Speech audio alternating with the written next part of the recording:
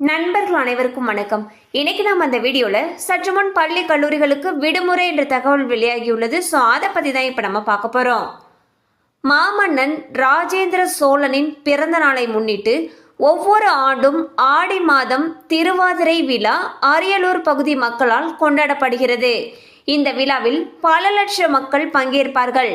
இதனிடையே திருவாதிரை விழா அரசு விழாவாக கொண்டாடப்படும் என்று தமிழக அரசு அறிவித்தது.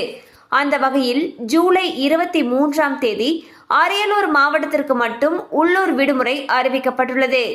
இந்த விடுமுறையை ஈடுகட்டும் வகையில் ஜூலை 26ஆம் தேதி சனிக்கிழமை அன்று முழு வேலை நாள் என்று மாவட்ட ஆட்சியர் அவர்கள் உத்தரவிட்டுள்ளார்.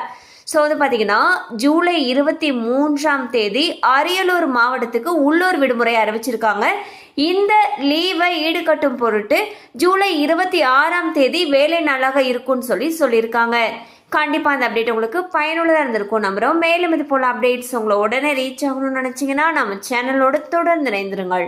தேங்க்யூ ஃபார் வாட்சிங்.